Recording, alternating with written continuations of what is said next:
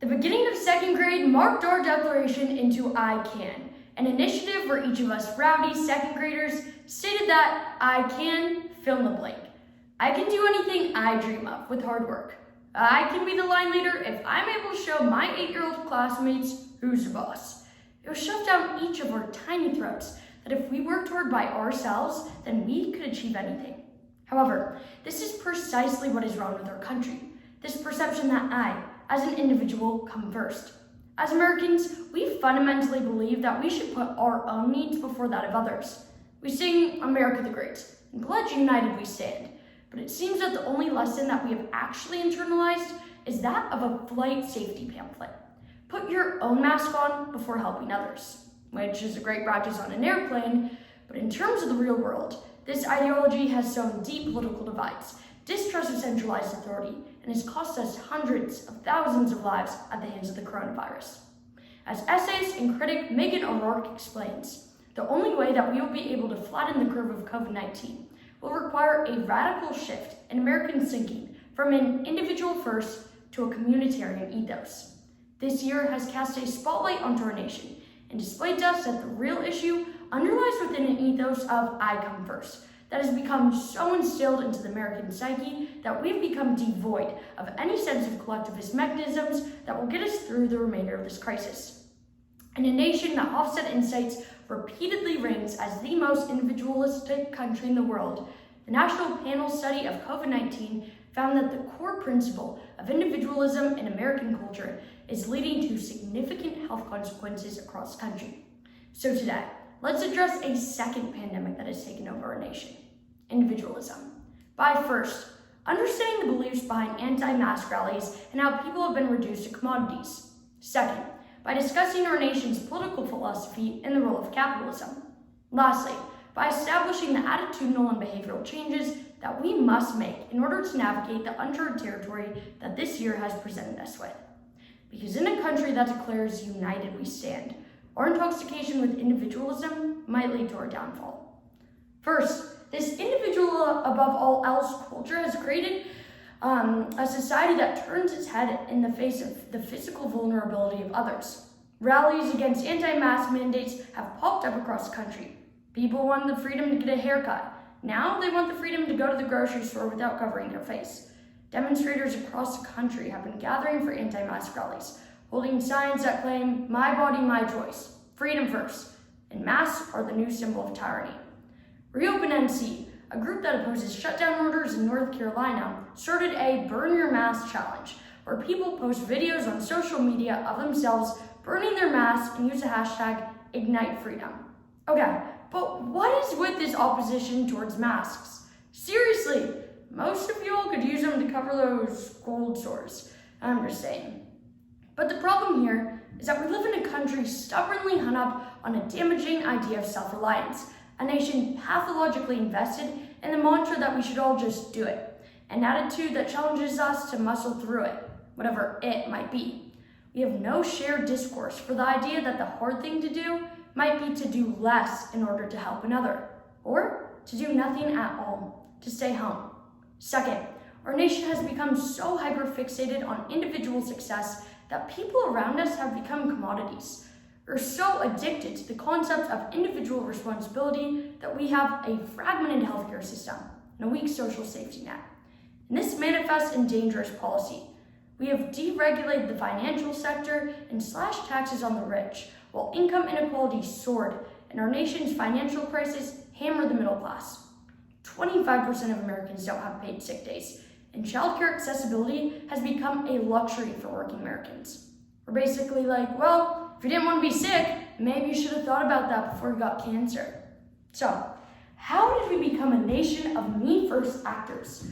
When did we begin telling second graders that they can do anything if they work hard by themselves? We will proceed by first examining how our nation's history has fed us a misconstructed idea of freedom. Second, how our capitalist economy fuels a nation in constant competition with one another. We're Americans. We're a nation that's made up of individuals that bark in the face of fear. This is the ideal that birthed the United States when colonies split from the British monarchy to establish their own nation. It powered pioneers who ventured west to the frontier, where they settled their own towns and made their own rules. It's literally in our DNA. We're Americans, and we've emerged victorious from every crisis we've ever weathered, right? In an attempt to answer this important question, researchers at the University of Arizona began tracking mask use and social distancing behaviors to stop the spread of the coronavirus through the National Panel Study of COVID-19. And what did they find? That the number one reason given by Americans who are not wearing a mask is that it is their right as an American to not have to do so. In an effort to understand why some Americans are resisting this nearly universally recognized infection reduction approach, the researchers asked respondents why they chose not to wear a mask. And they found that 64% of Americans who do not wear a mask say this is because it is their right as an American. We're literally hyperbolizing our freedom due to the premise that our country was founded on and our misconstructed understanding of individual rights. Jingjin Li and Ting Zhu of UVA and Mo Bain of the University of British Columbia went country by country to correlate individualism to social distancing compliance. Even after controlling for variables like political ideology, social capital, or population density, the researchers found that higher local levels of individualism reduced compliance with state lockdown orders by 41%.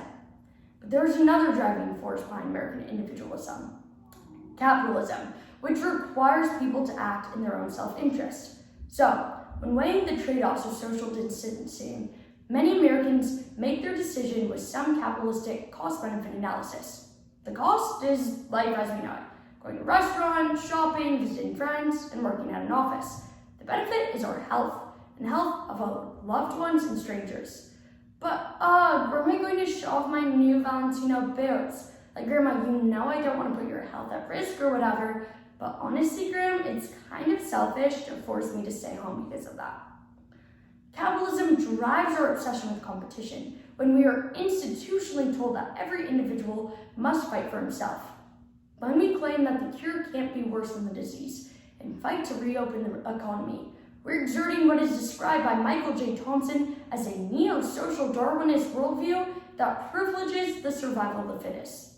So, maybe Captain America has super immunity to all viruses, but read the room, honey. Our country clearly does not. There are two ways we can combat this pandemic of individualism. First, we need a new public philosophy. Unfortunately, there's no prescription for the right thing to do, and no answer to the question of whether to have the playdate or fly to Florida right now. And of course, we cannot individually fix capitalism, but there is an ethos to cling to. There are discrete actions that we can take to prioritize the collective. If you're privileged enough to skip an event or work from home, you may save a life, even though the life you save may not be your own. And no, we're not abandoning our personal freedoms. Rather, we are reorienting the prioritization of our opinions and understanding that freedom has its limits. We can stop subscribing to the historic definition of individualism that prizes oneself over the communal good.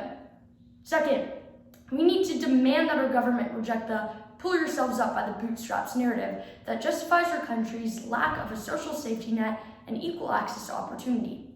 UVA researchers Li Zhu and Bayon wanted to see if government intervention could mitigate some of the negative impacts of individualism. So they took a closer look at the effects of government stimulus checks distributed through the Corona's Aid Relief and Economic Security, or CARES Act. They found that stimulus checks fueled charitable crowdfunding, even in highly individualistic areas. Our history has shown us that in times of upheaval, we're capable of coming together for the collective good.